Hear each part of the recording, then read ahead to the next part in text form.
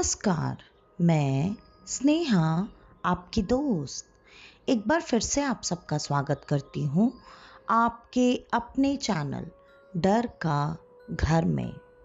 आज जो मैं कहानी आप सबके लिए लेकर आई हूँ, हमेशा की तरह उस कहानी की तरफ आगे बढ़ने से पहले मैं मेरे सारे दोस्तों को दिल से धन्यवाद देना चाहती हूँ।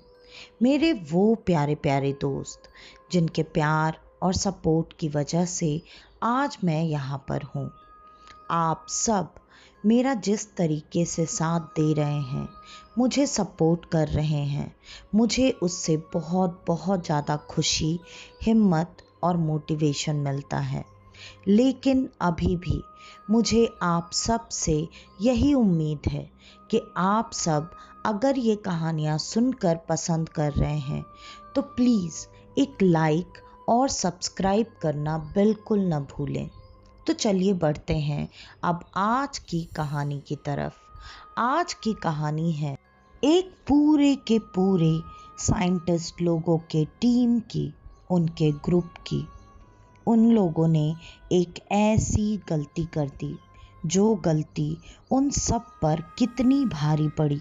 और क्या थी वो गलती? उन लोगों ने वो गलती कैसे की, जानबूझकर या अनजाने में?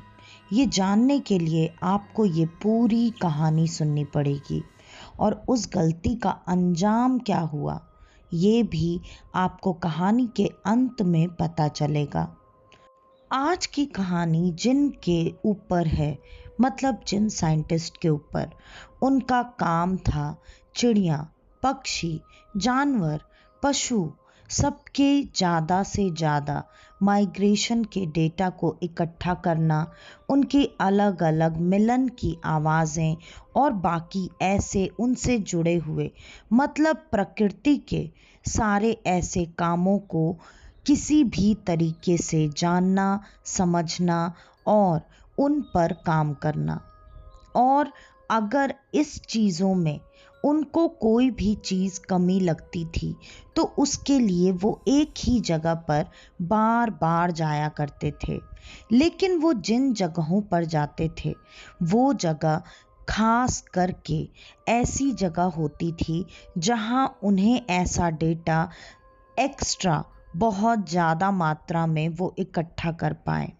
और ऐसे ही एक ऐसा गांव था जिस गांव में वो खास करके जाना पसंद किया करते थे, क्योंकि उस गांव की एक खासियत थी। वो चारों तरफ से खूबसूरत जंगलों से घिरा हुआ था। वहाँ पर काफ़ी सारे नदी, तालाब और बहुत ज़्यादा अलग अलग तरह के पशु पक्षी आया करते थे। वो गांव, उसकी खूबसूरती और वहाँ पर जो अलग अलग तरह के हर अलग अलग मौसम में पशु पक्षी आते थे, उनसे रूबरू होने के लिए वो उस जगह पर जाते। लेकिन आज तक उस जगह पर वो सिर्फ और सिर्फ ठंडी गर्मी में ही गए थे। बारिश का मौसम, आज तक ऐसा कभी नहीं हुआ था कि इस मौसम में, मतलब बारिश के मौसम में, वो वहाँ पर पहुँचे हों। क्यों? ये बात अभी तक किसी को नहीं पता थी, क्योंकि उनके जो सबसे सीनियर इंसान थे, मतलब सबसे ज़्यादा सीनियर, वो हमेशा उस जगह पर बारिश के वक्त जाने से मना किया करते थे। जूनियर्स की कभी हिम्मत नहीं हुई कि वो उनसे इसके पीछे की वजह जान सकें, इसलिए उन लोगों ने कभी भी उनसे इन चीज़ों पे क्रॉस क्वेश्चंस नहीं किए। और अब जबकि एक नए उन्हीं के जूनियर आए हुए थे और उन्होंने अभी कुछ दिन पहले ही ज्वाइन किया था, और जो सबसे सीनियर थे, चलिए मैं आपको कहानी बेहतर समझने के लिए उनका नाम अमर रखती हूँ, जो सबसे सीनियर थे। और उनके जो जूनियर आए थे उनका नाम जीवन। जीवन ने अभी ही कुछ दिन पहले ज्वाइन किया था, और जीवन ने ज्वाइन करते ही उनके सीनियर अमर वो वहाँ से छुट्टियों के लिए कुछ समय के लिए चले गए। लेकिन उनका कुछ ऐसा काम था जिसकी वजह से अमर थोड़े बहुत जीवन से गुस्सा थे।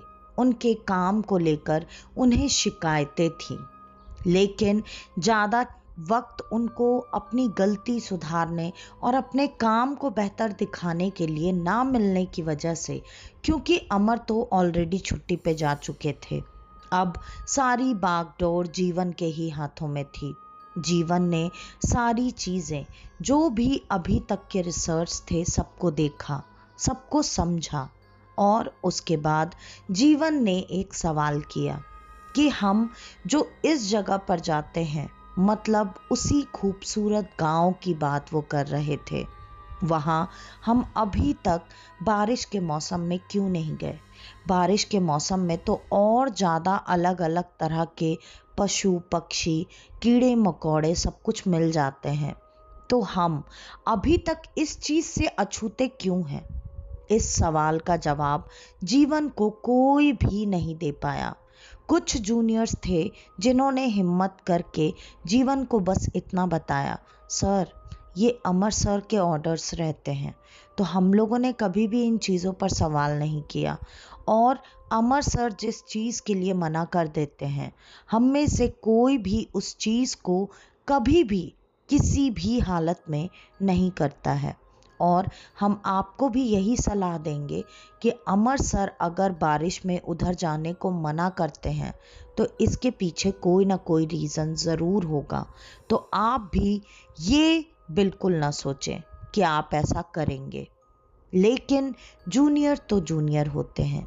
जूनियर की बात आखिर कौन सा सीनियर सुनता है या कौन इतना सीरियसली लेता है। ऐसा ही कुछ जीवन के दिमाग में भी चल रहा था। जीवन अब मन बना चुके थे कि उन्हें अमर को किसी भी तरीके से इम्प्रेस करना है, अपने काम का स्केल दिखाना है कि वो किस लेवल तक अपने स्किल्स के मामले में एक्सपर्ट हैं। और इसी वजह से जीवन ने बिना सीनियर के परमिशन की और बिना उनसे बातचीत की ये फैसला कर लिया। अब जब ये खबर जूनियर्स में फैली, तब जो जूनियर जीवन को मना कर रहा था उसने एक बार वापस से रिक्वेस्ट की जीवन से कि आप एक बार, बस एक बार अमर सर से बात कर लीजिए, उसके बाद वो जैसा कहेंगे हम लोग वो करने के लिए तैयार हैं। सब लोगों ने ट्राई किया कि वो किसी भी तरीके से अमर से कांटेक्ट कर पाए, लेकिन शायद अमर ऐसी जगह पर थे जहां पर नेटवर्क नहीं था। तब जीवन ने ये कहकर बात को टाल दिया कि अगर सर से बात नहीं होगी तो क्या हम अपना ये मौसम ऐसे ही जाने देंगे। नहीं, मुझे जाना है, इसलिए तुम लोग अमर सर को सिर्फ एक मैसेज ड्रॉप कर दो। जब उनको वो मैसेज मिलेगा तो उनका रिप्लाई आ जाएगा और चलने की तैयारी करो। सारे जूनियर्स मजबूर थे। अमर सर को मैसेज ड्रॉप कर दिया गया और ये सब निकल पड़े उसी खूबसूरत गांव की तरफ। सारी टीम पूरी तैयारी के साथ वहां पर पहुंच चुकी थी और वहां पर पहुंचते ही देखा गया कि बारिश बहुत ज़्यादा हो रही है। जंगलों के कारण शायद बारिश वहां एक अलग ही रूप में आया करती थी और सारे खेत सब कुछ लगभग डूब चुके हैं। गांव के अंदर जाने वाला रास्ता तक लगभग पूरा डूब चुका था। अब गांव के अंदर जाने के लिए बचा था तो बस एक पतला सा मेड़ की तरह रास्ता। उस रास्ते पर चलकर उन्हें गांव के अंदर जाना था, लेकिन वहां पर जबकि बारिश में वहां लोग ना घरों से ज़्यादा निकलते थे और ना ही कोई इधर चाहता था कि कोई आए। तभी अचानक वहां पर गांव के मुखिया पहुंच चुके थे, क्योंकि उन्हें ये सुनने में आया था कि जो सर यहाँ पर अपनी टीम लेकर आया करते हैं वो अभी आए हुए हैं। उन्हें इस बात पर भरोसा ही नहीं हुआ, क्योंकि उन सर की टीम यहाँ इस गांव में काफी लंबे समय से आ रही थी, लेकिन आज तक ऐसा नहीं हुआ था कि वो अपनी टीम को लेकर बारिश के मौसम में कभी आए हों। तब इस बात को सुनते ही कि बहुत सारी बड़ी बड़ी गाड़ियां आकर गांव के सीमा के बाहर खड़ी हो चुकी हैं और वो गांव में अंदर घुसने की तैयारी कर रहे हैं, ये बात सुनते ही मुखिया और उनके साथ गांव के 2-3 लोग वहां पर जल्दी जल्दी पहुंच गए। तब उन्होंने देखा वहां पर अमर सर तो थे ही नहीं। तब मुखिया ने तुरंत सवाल किया, आप में से सबसे सीनियर कौन है? और कुछ लोग जो कि अमर सर के साथ अक्सर आया करते थे, मुखिया और गांव के बाकी लोगों ने उन लोगों को पहचान लिया। तब उन्होंने तुरंत ही उनको ही कहते हुए बात अपनी शुरू की कि आप लोग यहाँ इस मौसम में कैसे आ गए?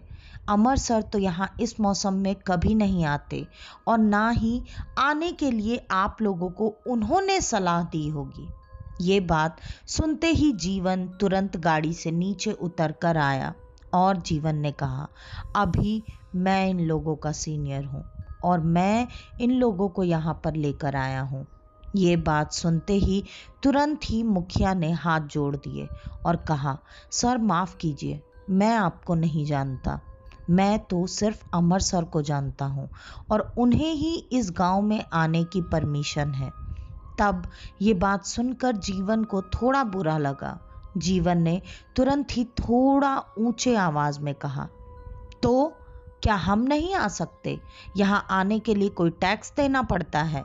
अगर तुम लोगों को पैसे चाहिए तो बताओ, हम वो भी देंगे, लेकिन हमें इस मौसम में यहाँ पर आकर सारे डेटा कलेक्ट करने ही हैं। ये बात सुनकर मुखिया थोड़ा सा मुस्कुराए और उन्होंने कहा, सर यहाँ तो बात कभी पैसे की थी ही नहीं और आपको ये सब समझाना मैं ज़रूरी नहीं समझता। ये बात अमर सर अच्छे से जानते हैं, इसलिए वो यहाँ इस मौसम में आने की गलती कभी नहीं करते। और मुखिया ने बहुत सारी दलीलें देकर उनको ये बात समझाने की कोशिश की कि आप सबके जान को खतरा हो सकता है, आप सब यहाँ से जितनी जल्दी हो सके निकल जाइए। लेकिन जीवन तो अपने अलग ही जिद पर अड़ा हुआ था। जीवन ने किसी की बात नहीं सुनी और उसने ये कहा, जो भी जिम्मेदारी बनेगी वो मेरी बनेगी, आप लोगों की नहीं। तो आप इस बात पर ध्यान मत दीजिए, सिर्फ हमारे रहने का इंतज़ाम कीजिए। आखिरकार सब लोग जब समझा कर थक चुके थे, तब मुखिया ने भी उन्हीं की जिम्मेदारी पर इस बात के लिए हामी भर दी। लेकिन मुखिया की एक शर्त थी। मुखिया ने साफ साफ कहा, ठीक है, आप लोग मेरी बात मान नहीं रहे हैं तो आपकी जिम्मेदारी है। आप जो चीज़ समझ नहीं पा रहे या जो चीज़ मैं आपको समझा नहीं पा रहा, अगर आप उस चीज़ को सच में अपनी आँखों से देखना चाहते हैं, जो कि बहुत मुश्किल है, अगर आप अपनी आँखों से उस चीज़ को एक बार देख लेते हैं तो आपका ज़िंदा बचना फिर बहुत मुश्किल हो जाता है। अगर आप लोग अब भी मेरी बात नहीं मान रहे तो आप लोग चलिए, मैं आज रात भर आपके रहने का इंतज़ाम करवाता हूँ, लेकिन हर हाल में आप लोग को कल सुबह तक, जब तक कि ये मेढ़ गांव में घुसने का ये रास्ता डूब ना जाए, उससे पहले ही आपको वापस आना पड़ेगा। क्योंकि अगर आप तब तक वापस नहीं आ पाए तो आप फिर तब तक के लिए इस गांव में फंस जाएंगे जब तक कि ये रास्ता वापस से पानी के ऊपर तक ना निकल जाए। अभी भी उस मुखिया की बात किसी के पल्ले नहीं पड़ रही थी कि वो ये सब क्या बकवास कर रहा है और इस रास्ते का पानी में डूबने का क्या लेना देना। अगर ये रास्ता डूब भी जाए तो उससे क्या फर्क पड़ेगा, थोड़ा पानी ही तो पैर में लगेगा, हम लोग तो लौट कर वापस भी आ सकते हैं और जा भी सकते हैं। लेकिन किसी ने भी इन सारी बातों पर ज़्यादा गौर ना करते हुए हामी भर दी, क्योंकि उन्हें तो बस गांव के अंदर आकर वो डेटा कलेक्ट करने से मतलब था। अब सारे लोग सारा सामान धीरे धीरे उठाकर उसी पतले रास्ते से होते हुए गांव के अंदर आ रहे थे। गाड़ियां ऐसी हालत में गांव के अंदर लाई नहीं जा सकती थीं, जिसके वजह से उन्हें ही बारी बारी सारा सामान उठा कर ले जाते हुए जितना वक्त लगा, और वो सब गांव के एक छोटे से घर में आकर अपना सारा सामान सेटअप करने लगे। अब बारी थी उनके खान पान की, तो इस पर जीवन ने साफ साफ मना कर दिया। उन लोगों ने ये कहा कि वो अपने खाने पीने की चीज़ें भी साथ लेकर आए हैं। ज़्यादा से ज़्यादा आप लोग बस उन चीज़ों को पकाकर हमें दे दीजिए। मुखिया ने भी इस बात के लिए कुछ नहीं कहा।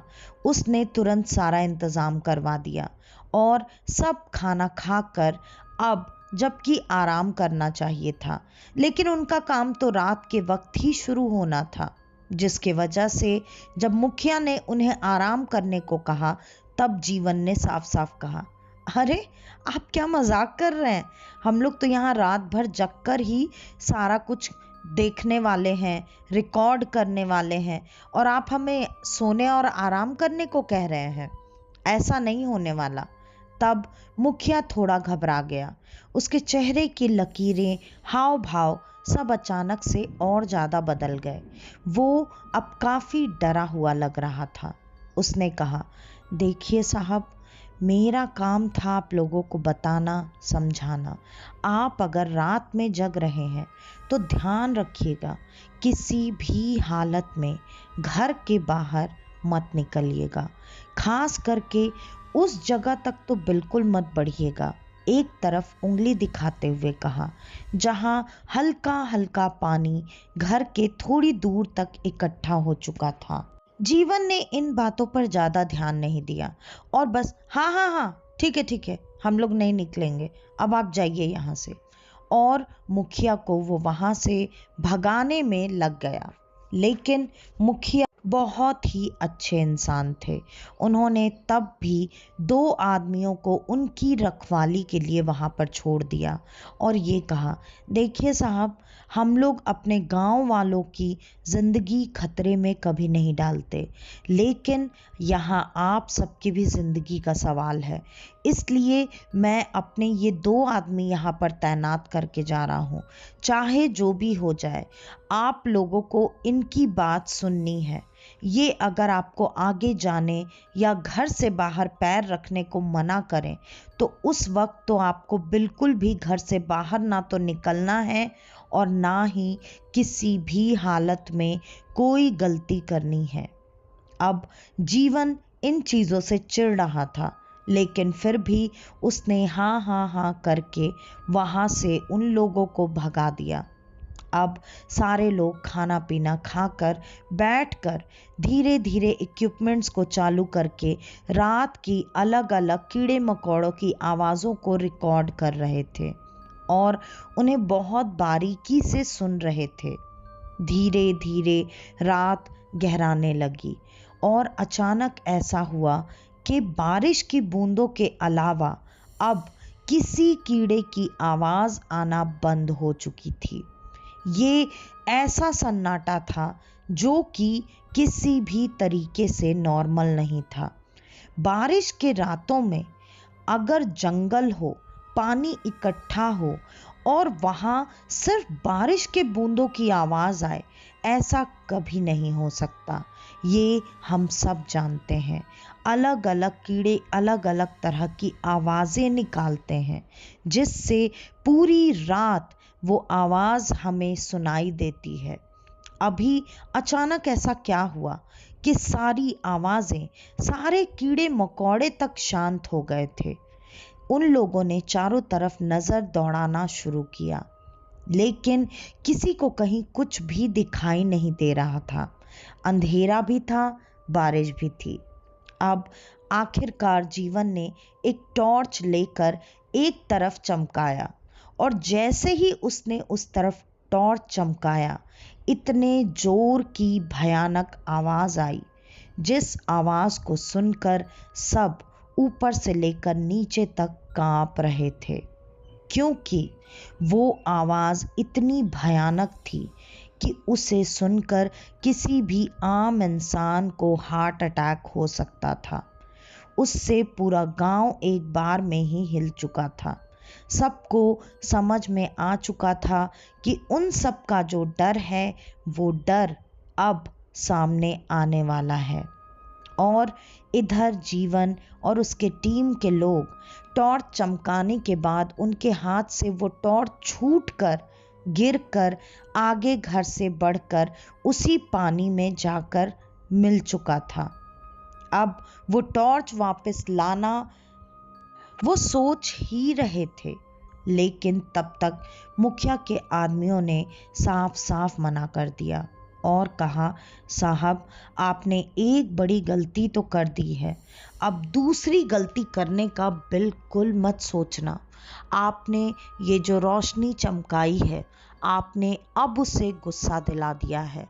वो अब आप सबको बिल्कुल नहीं छोड़ने वाला। लेकिन जीवन तो अब भी पता नहीं कौन से ही ताव या तेवर में था। उसे कुछ फर्क नहीं पड़ रहा था। वो वापस से चाहता था टॉर्च जलाकर उस चीज को साफ साफ देखना, क्योंकि एक झलक में जीवन को बस इतना ही दिखा था कि कोई 10-11 फुट की आकृति जो कि इंसान की तरह लग रही थी और इंसान की ही तरह चल भी रही थी, जिसके शरीर पर लंबी लंबी काइयां, वो जो हरे कलर की होती है, जो बारिश का पानी एक जगह पर या कोई भी पानी एक जगह पर बहुत समय तक इकट्ठा होने के बाद उसके नीचे के सतह में फिसलन वाली जगह पर जम जाती है। वो काई वहां उस शरीर पर लगी हुई ढेर सारे लंबे लंबे घास फूस और हरे पत्ते उसके शरीर से लटक रहे थे, मानो जैसे उसने इन्हीं सब चीजों का वस्त्र बनाकर धारण किया हो। ये चीज अब जीवन के लिए ऐसी थी कि वो है क्या, मुझे दोबारा देखना है, अच्छे से देखना है। और उसने तुरंत ही अपने लोगों को डांट कर पानी में भेज दिया ताकि वो जाकर वो टॉर्च वापस से लेकर आए। और वो टॉर्च लेने के लिए जैसे ही गए, 2 लोग वो टॉर्च लेने के लिए गए ताकि वो जल्दी जल्दी पानी में हाथ मारकर उस टॉर्च को ढूंढ कर निकाल लें।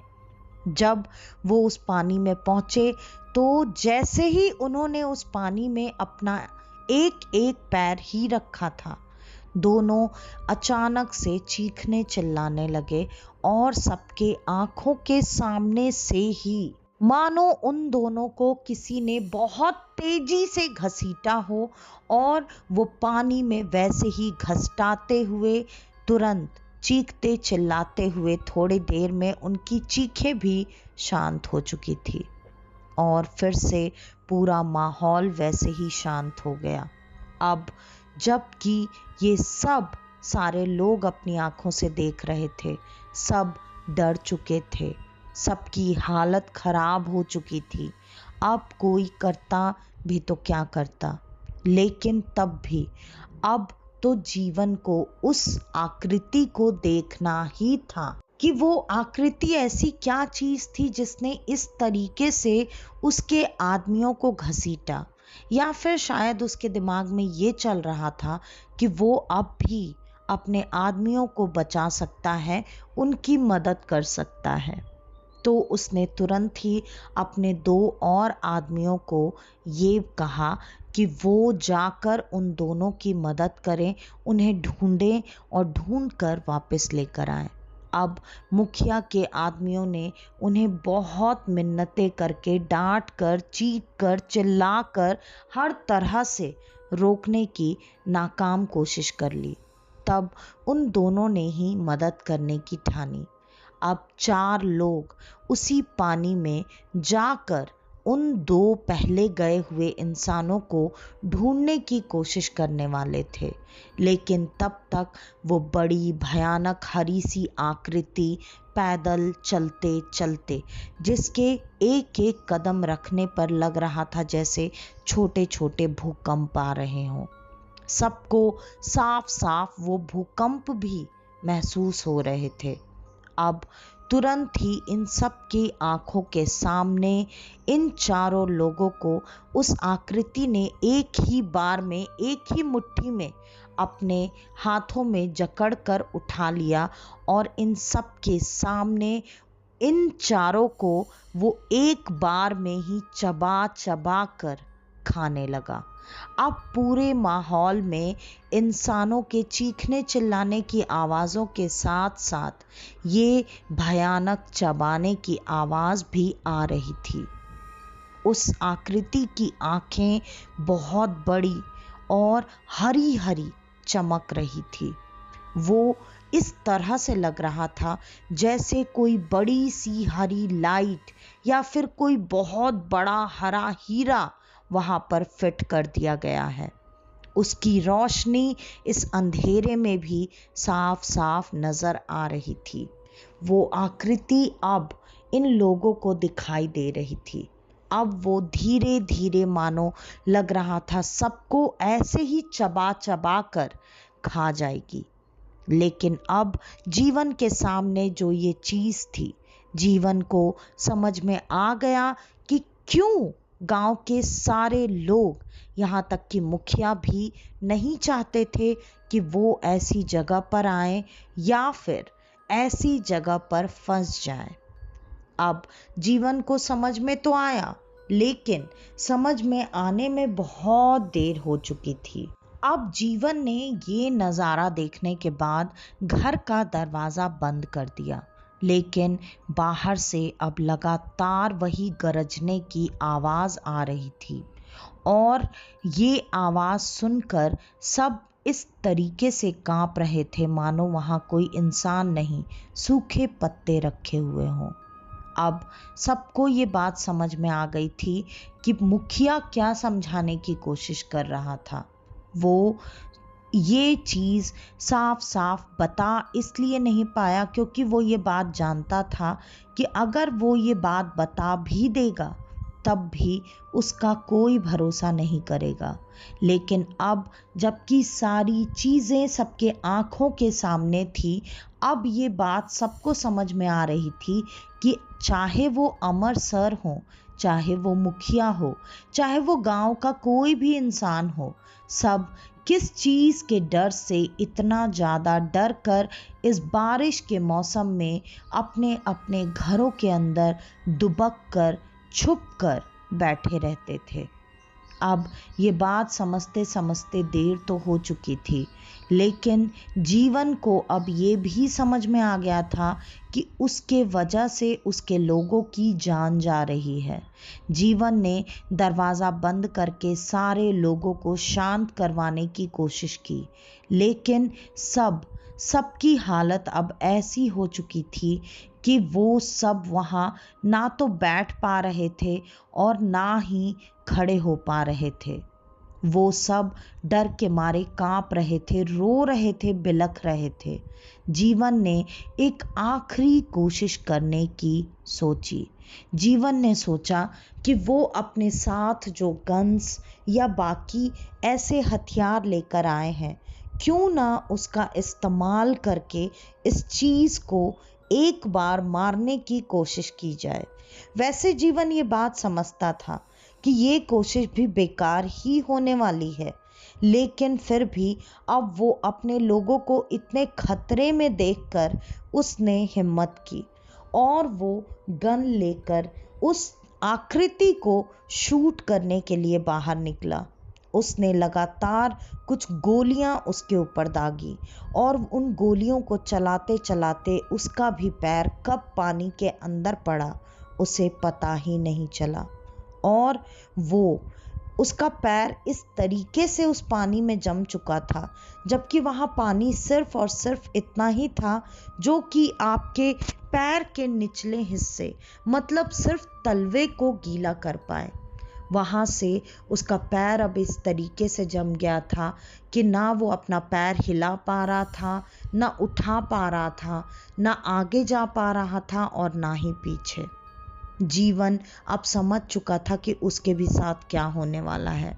जीवन ने चिल्लाकर अपने बाकी के एम्प्लॉयज़ को कहा कि वो लोग दरवाज़ा किसी भी हालत में ना खोलें, और उसके बाद थोड़ी देर में जीवन की भी चीख वैसे ही हर तरफ गूंज गई और फिर से माहौल में वैसी ही शांति, वैसा ही सन्नाटा पसर गया। अब तो धीरे धीरे बारिश भी कम होती रही और बारिश की जो बूंदों की भी आवाज़ आ रही थी, वो आवाज़ भी अब नहीं आ रही थी। पूरी रात सारे बचे हुए लोग एक कोने में दुबक कर सिसक रहे थे, रो रहे थे, लेकिन अपने अपने मुंह पर हाथ रखकर। वो नहीं चाहते थे कि उनकी एक सिसकी भी बाहर तक जाए, क्योंकि अब उन सबको भी अपने जान को लेकर डर लग रहा था। जैसे तैसे पूरी रात बीत चुकी थी और अब अगली सुबह हुई। अगली सुबह मुखिया जी वहाँ पहुँच गए और उन्होंने जब रात की पूरी बात सुनी, तब उन्होंने एक ही बात कही कि मैं आप सबको इसी चीज़ के बारे में बताना चाहता था और इसी चीज़ से आप सबको बचाना भी चाहता था। चलिए मेरे साथ। अगर अभी भी वो मेड़ का रास्ता बचा हुआ है तो आप लोग बिना पानी में पैर रखे भी इस गांव से निकल कर अपनी जान बचा सकते हैं। और शायद इन सब की किस्मत अच्छी थी। जब ये वहां पर पहुंचे तो वो एक थोड़ा सा रास्ता बचा हुआ था। उस रास्ते पर तुरंत जल्दी जल्दी वो सब अपने पैरों को आगे बढ़ाते हुए सूखे जमीन के तरफ, मतलब जहाँ पानी नहीं था, वहाँ वो पहुँच चुके थे। और वहाँ पहुँचते ही उन लोगों ने देखा कि अमर सर अपनी गाड़ी लेकर वहीं पर खड़े हैं। उन सबको देखने के बाद अमर सर ने तुरंत ही सबको डांटना शुरू किया। उन्होंने कहा, मैंने तुम सबको साफ साफ मना करके रखा था कि चाहे जो हो जाए, हम बारिश के मौसम में इस जगह पर कभी नहीं आएंगे। तब जो वहाँ एक इंसान था जो कि बार बार सबको आने के लिए मना कर रहा था, उसने सारी बातें अमर सर को बता दी। अमर सर ने कहा, ये मैं जानता हूँ, इसीलिए मैं खुद यहाँ बारिश में ना कभी आता था और ना ही चाहता था कि मेरी टीम या मेरे टीम के कोई भी लोग यहाँ पर आने की गलती करें। मैंने यही सब बातों के लिए तुम लोगों को ये इंस्ट्रक्शन दिया था, लेकिन कोई बात नहीं। तब उसी इंसान ने, जो कि सबको यहाँ आने से पहले से मना कर रहा था, उसने तुरंत अमर सर से ये सवाल किया, लेकिन सर ये चीज़ है क्या, और ऐसे वो इंसानों को कैसे खा रहा था। ये बात सुनते ही अमर सर ने तुरंत कहा, ये अभी इन सब बातों के लिए ना तो सही जगह है और ना ही सही वक्त। तुम लोग अभी मेरे साथ चलो। जब बारिश का मौसम खत्म हो जाएगा तब मैं खुद यहाँ तुम लोगों को लेकर आऊँगा और सारी बातें तुम लोगों को खुद मुखिया जी के मुंह से बताई जाएंगी, ताकि तुम लोग इन बातों को अच्छे से समझ लो और आगे अगर कोई भी और ये गलती करना चाहे तो तुम लोग खुद उसे रोक पाओ। और वो सब वापस लौटकर चले गए। कुछ महीनों बाद जब बारिश का मौसम पूरी तरह से खत्म हो चुका था, तब वो सब लौटकर इसी गांव में वापस आए और अमर सर भी उनके साथ थे। मुखिया जी ने सबका बहुत स्वागत किया और वहाँ अपने घर पर सबको लेकर गए। और अब अमर सर ने ये कहा कि मुखिया जी, आप एक बार खुद अपनी ज़बानी ये सारी बातें इन सबको बताइए और ये भी बताइए कि क्यों अब आगे से इन सबको इस बात का ध्यान रखना है कि इनके अलावा भी आगे फ्यूचर में कभी कोई ऐसी गलती ना करे। तब मुखिया जी ने एक कहानी सुनाना शुरू की। उन्होंने बताया कि हमारे गांव में आज से करीब 60-70 साल पहले एक कुश्ती करने वाला नौजवान, हट्टा कट्टा, और वो ऐसा इंसान था जिसने ना जाने कहाँ कहाँ अलग अलग जगह पर कुश्ती खेली भी, जीती भी। वो पहलवान एक शांति की जिंदगी बिताना चाहता था। उसके पास पैसे बहुत थे और उसने हमारे गांव को चुना कि वो अपनी बाकी की जिंदगी इसी गांव में बिताएगा। वो हमारे गांव में रहता था। वो दिल का बहुत अच्छा था। वो सबकी मदद करता था और सबके बुरे वक्त पर, पैसे हों या शारीरिक रूप से मदद हो, वो हर तरीके से लोगों की मदद किया करता था। लेकिन उसके पास जितने पैसे थे, धीरे धीरे ये बातें गांव में फैलने लगीं और जहाँ अच्छे लोग होते हैं वहाँ बुरे लोग भी होते हैं। वहाँ गांव में कुछ लोगों को ये बात पता चल गई कि इसके पास ज़रूरत से ज़्यादा पैसे हैं। अब कुछ लोगों ने मिलकर ये प्लान बनाया कि वो इस पहलवान को इकट्ठे होकर, ये कम से कम 15 से 20 लोग थे, क्योंकि उस पहलवान को मारना या हराना भी इतना आसान नहीं था। उन लोगों ने ये प्लान किया और जब पहलवान एक तालाब में, जो कि गांव से लगकर बाहर ही है, उस तालाब में नहाने के लिए गया, उन सब लोगों ने छल कपट से उस पहलवान को उसी तालाब में मार कर फेंक दिया। उसके बाद से वो पहलवान हमेशा हमेशा के लिए उसी तालाब में आत्मा बनकर रह गया और उसकी मृत्यु क्योंकि उसी तालाब में और उसी पानी में हुई थी, वो एक जल प्रेत बन गया, जिसके वजह से और उसके बाद से उसने इस गांव के ही लोगों को, जिनसे वो इतना प्यार करता था, जिनकी इतनी मदद किया करता था, इन लोगों को मारना शुरू कर दिया, क्योंकि वो उस तालाब के पानी से बंधा हुआ है। हम लोगों ने गांव के उस तालाब के आसपास और गांव के चारों तरफ एक मेड़ और एक रेखा जैसी बना दी, जिसके वजह से वो तालाब का पानी किसी भी हालत में बाहर तक ना आ पाए। लेकिन वो मेड़ किसी भी हालत में बारिश के मौसम में काम नहीं आती, क्योंकि तालाब का पानी भरकर बाहर आने लगता है, जिसके वजह से वो तालाब से बंधा हुआ प्रेत तालाब के बाहर भी अपना असर बारिश के मौसम में ही दिखा पाता है। और वो पूरे बारिश के मौसम में जहाँ जहाँ तक पानी फैला होता है, वहाँ वहाँ तक लोगों को मार सकता है, उन तक पहुँच सकता है, और वो ऐसा ही करता है। उसी से बचने के लिए हम लोग बारिश के मौसम में, बारिश के शुरू होने से पहले ही अपना सारा इंतज़ाम करके खुद को घरों में बंद कर लिया करते हैं। इसलिए आपने शायद ध्यान दिया हो या नहीं दिया हो, हम सब ने अपने अपने घरों के बाहर तक भी ऊंचे ऊंचे चौखट जैसे बना रखे हैं, जिससे जितना ज़्यादा से ज़्यादा पानी हो सके उनके घरों के दरवाज़ों से भी दूर रहे।